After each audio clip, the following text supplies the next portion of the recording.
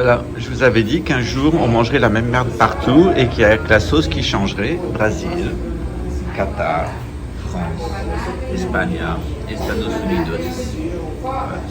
On est chez McDonald's au Brésil et vous voyez que, il se passe exactement ce que j'étais en train de vous dire depuis des mois, c'est-à-dire que le nouvel ordre mondial, c'est la même merde partout, mais avec des petites sauces locales.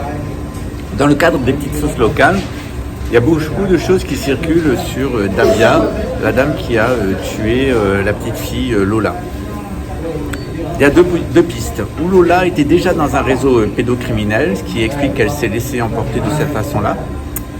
Le deuxième, c'est une hypothèse qui vient d'Algérie elle-même, où on m'écrit « La meurtrière de Lola est à son 10e meurtre d'enfant. C'est pour cette raison qu'on a trouvé le chiffre 10 sur le cadavre de Lola. » Cette femme, bien que soi-disant bachelière, car en Algérie comme en France, on donne le bac à des élèves fantômes qui n'ont jamais fréquenté un seul cours de terminale et n'a pas passé le bac. Dabia en fait partie, pour preuve, lorsqu'elle s'est inscrite à la fac en France, elle n'a pas fréquenté les cours.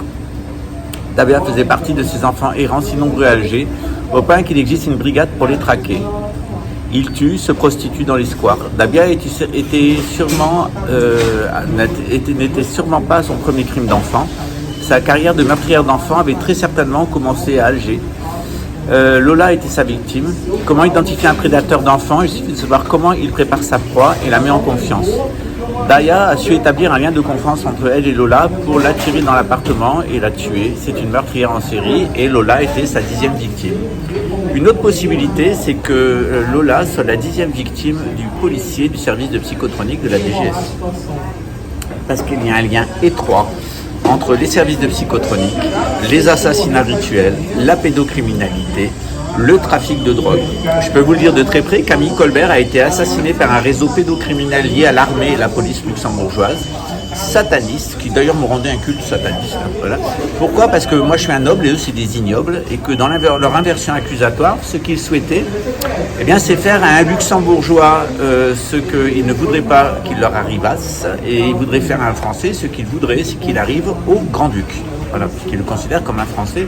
La police luxembourgeoise est particulièrement anti-monarchique et anti-catholique et anti-chrétienne. On devrait même dire qu'elle est anti-chrétienne.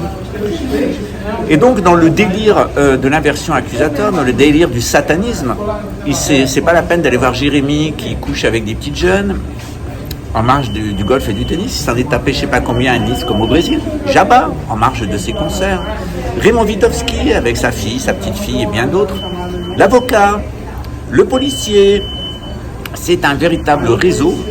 Le journaliste de la Globo, c'est un véritable réseau de pédocriminels, d'abuseurs de jeunes filles et de petites filles, avec très certainement des assassinats rituels. Et ces assassinats rituels, c'est celui qui m'a visé. Ils ont essayé de m'assassiner rituellement. Il faut savoir que le policier de la 42e, il va très certainement être tué lors de l'opération de police qui va consister à l'arrêter pour corruption, achat de voix, harcèlement psychotronique des membres du Parti du Parti des travailleurs brésiliens, etc. On a une liste de ces crimes qui est les crimes de Louis Sarmon de la 42e DP, c'est comme le bras. C'est-à-dire il a un véritable parcours criminel tout au long de son existence policière. Sauf que comme il est dans l'inversion accusatoire, avec Raymond le pédophile et avec José le pédophile, et avec Muriel la livreuse d'enfants, ils vont à la télévision sur Fantastico, et il n'y a rien de fantastico, tout est vraiment commun, pour vous faire croire que Tréfingui serait un agent horrible, un horrible personnage, voleur d'enfants, escroc, etc. En réalité, les escrocs, c'est eux, les menteurs, les voleurs et les assassins, c'est la secte des pédophiles. Et le meurtre de Lola, très certainement lié à un culte pédophile, très certainement en France comme en Algérie. Il y a une relation très importante entre les pédophiles et les réseaux sataniques parce que la pédophilie est une activité satanique. Il faut savoir que le satanisme renverse tout et le sacrifice de l'enfant Jésus, le corps et le sang du Christ et la crucifixion de la croix et la résurrection sont parodiés dans le satanisme, exactement en mode inverse. Et cette parodie en mode inverse, c'est celle qui a tenté, qui a visé Camille Colbert, qui l'a tué, qui a essayé de me viser, qui a été montée par Raymond le pédophile, avec la complicité de Jérémy le pédophile, Samuel le pédophile, ou plutôt les abuseurs de jeunes filles. Et c'est là tout un réseau lié au consulat de France, à Saint-Clair-Mello, au parti Podemos et à Jair Bolsonaro, qui maintenant, on le sait, a abusé des gamines de 13 et 14 ans, et ça va arriver d'ici quelques jours, sa propre fille. Donc vous avez à peu près une indication de ce que j'affronte depuis l'âge de 14 ans, où j'affronte en tant que membre de la noblesse et en tant que personne spirituelle et religieuse et croyante, j'affronte un réseau pédocriminel d'ignobles qui organise des contre-rites sataniques. Et tout ça, c'est organisé au sein de la République, c'en est même le corps même, c'est ce qu'on appelle la pédocratie à la française. De plus en plus, elle va se rendre visible, parce que sa dernière provocation, avant de partir, avant que l'armée algérienne soit dans vos rues et que l'armée russe soit dans vos rues, c'est de vous provoquer jusqu'au bout pour vous montrer à quel point ils sont des cons. Vous êtes des cons. Et je vous l'ai dit, ils en viendront à un point où ils baiseront vos gosses devant vous, après les avoir injectés, et vous n'aurez aucune réaction, parce que le consentement passif a été obtenu depuis au moins 1307. Raison de plus pour étudier la gnose avec moi, notamment la gnose chrétienne. Vous comprendrez pourquoi il y a l'église de Saint-Jean, pourquoi elle restera jusqu'au bout, et pourquoi l'église de Pierre, l'église catholique, eh bien, elle a abjuré et elle est tombée dans les bras de Satan.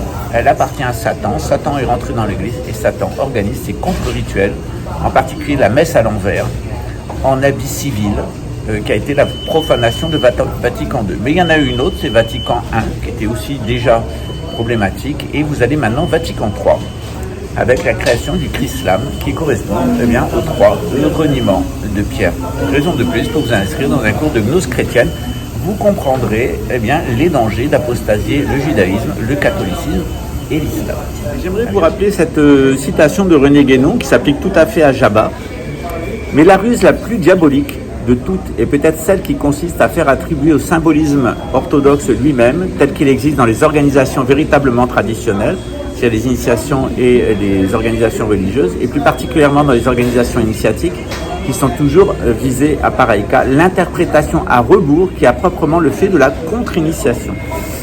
Jabba n'a fait que vous présenter les symboles en mode inversé, en vous disant que tous les symboles étaient sataniques, évidemment, mais qui chantent des chansons sataniques et qui se tapent des minettes en marge de ses concerts, et qui fait interdire ma chaîne en Suisse, parce que moi je suis très très bien sourcé sur Jabba. Il s'appelle Gawain Sailor. Il a eu plusieurs fois des dénonciations pour abus sexuels sur mineurs en marge de ses concerts. Je vous ai démontré qu'il était lié à un réseau pédocriminel à l'intérieur des écoles Steiner, qu'il était membre d'une secte d'extrême droite nazie et nationaliste, et qu'on lui avait demandé de faire tout simplement de l'intoxication New Age, de récupérer le New Age et d'intoxiquer derrière avec encore plus de satanisme, et notamment avec des chansons satanistes en mode reggae. Il en a fait une dizaine. Et c'est là au fond tout le secret de certaines campagnes du René Guénon, encore bien significatives quant au caractère de l'époque contemporaine, menées soit contre l'ésotérisme en général, soit contre telle ou telle forme initiatique en particulier, avec l'aide inconsciente de gens dont la plupart seraient fort étonnés et même épouvantés s'ils pouvaient se rendre compte de ce pourquoi on les utilise. Il arrive malheureusement que ceux qui croient combattre le diable, quel qu'il est qui s'en fasse d'ailleurs, et Satan, se trouvent ainsi tout simplement, sans s'en douter les moins du monde, transformés en ses meilleurs serviteurs. C'est ce que disait René Guénon dans Le règne de la quantité, les signes des temps, et ce qu'il appelait dans un chapitre qui s'appelait le renversement des symboles. Et ce que Jabba vous a présenté pendant des années, depuis plus d'une dizaine d'années, c'est un renversement total des symboles, jusqu'à chanter des chansons d'ode à Satan. Si vous n'avez toujours pas compris pourquoi le pédophile Raymond Witowski et la petite troupe de pédophiles, Morel et compagnie, Nagui Revas, etc., se sont ligués contre moi, eh bien c'était tout simplement de véritables missiles humains qui m'étaient jetés dessus par le service de renseignement luxembourgeois, en particulier celui de l'armée, qui est dirigé par François Bosch, qui est lui-même un steinérien, un écologiste fasciste, un pédophile et un trafiquant de drogue. Voilà, vous avez maintenant une description complète du système. Alors moi je suis là pour vous décrire les deux systèmes. Sur ma chaîne normale, je vous montre le système tel qu'il est, les systèmes sataniques, et puis sur la chaîne du bouddhisme, eh bien je vous montre les traditions spirituelles, c'est-à-dire l'envers du décor, c'est-à-dire Dieu. Donc je vous montre comment fonctionne une religion, comment fonctionnent les initiations à partir de la gnose, et de l'autre côté, eh bien je vous montre exactement comment fonctionne le système à partir de la pédophilie, à partir de la drogue, à partir des médicaments, des big pharma, et évidemment avec le cannibalisme et le darwinisme social et tout ce qui va avec. Voilà.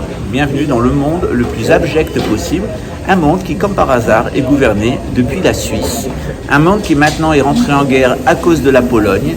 Et un monde qui est en train de se structurer entre l'Angleterre et l'Italie, avec l'accord entre le Vatican, la couronne britannique, Gavi, la fondation Rockefeller, la banque Rothschild et les GAFA, afin de créer un revenu minimum universel associé à un pass numérique. Voilà. Vous n'avez toujours pas compris? Il faut encore vous faire un dessin.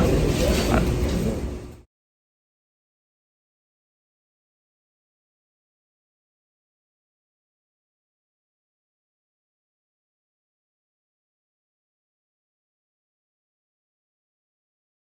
Bonjour les amis, sortez d'elle mon peuple si vous ne voulez pas goûter de la coupe, du vin, de la colère de Dieu. Voilà ce que dit l'Apocalypse de Saint Jean. Et que nous dit Jésus à la fin de l'Apocalypse, à la fin de l'évangile de Jean? Eh bien, Jésus nous dit, et celui-là, que va-t-il devenir? Et Jésus dit à Pierre qu'il a renié 3 fois, ce Vatican qui a renié 3 fois avec Constantin, Vatican I et Vatican II, qui a renié 3 fois le Maître Jésus, eh bien il dit, et celui-là, il dit, que t'importe qu'il reste jusqu'à ce que je revienne. Eh bien, vous voulez rester chrétien jusqu'à ce que Jésus revienne, vous ne voulez pas goûter de la coupe de la colère de Dieu de ce Vatican qui vient de signer un accord avec Gavi, avec la fondation Rockefeller, la banque Rothschild, la couronne britannique, la City of London. Eh bien, c'est très simple, prenez le cours de gnose. Et je vais vous expliquer, à partir des textes juifs, à partir des textes grecs, à partir de la science des lettres et à partir de la gnose chrétienne, eh bien, tout le dispositif de la rédemption que nous offre Jésus. On en profitera pour expliquer le fonctionnement du chemin de Compostelle et puis de Notre-Dame de Paris, de cette rose mystique, du rôle un peu particulier de la France en tant que 3e Israël, 2e Israël, ça dépend de quel point de vue on se passe. La première c'est l'Égypte, la 2e c'est la Judée, la 3e c'est la France. La 4e, c'est les États-Unis. La 5e, c'est le Brésil. Eh bien, je vais vous parler de ces 5 Israëls. Je vais vous parler aussi de l'Apocalypse de Saint Jean. Pourquoi? Eh bien, il y aura une seule église qui restera jusqu'à la fin des temps, celle de Saint Jean, celle de la gnose. Et pourquoi? Les autres églises vont toutes servir l'Antéchrist, Messia le Dajjal. Alors, n'hésitez pas, inscrivez-vous à un cours de gnose. Indépendamment que vous ayez déjà suivi le cours de gnose 1 ou 2, vous pouvez suivre directement ce cours de gnose 3. Il aura lieu pendant 24 à 30 heures, tous les 15 jours, le dimanche, pendant 4 heures, et c'est en ligne, un petit groupe d'élus, un petit groupe de personnes qui vont avoir la chance d'étudier. Je donne ce cours tous les 3 ans, exactement dans le détail de l'évangile de Jean et dans le détail de l'Apocalypse de Saint Jean, avec des indications sur le fonctionnement du chemin de Compostelle, du tarot, et puis on va passer à travers toute la construction maçonnique depuis l'Égypte jusqu'au cathédrale. Alors inscrivez-vous, réinscrivez-vous qu'il disait.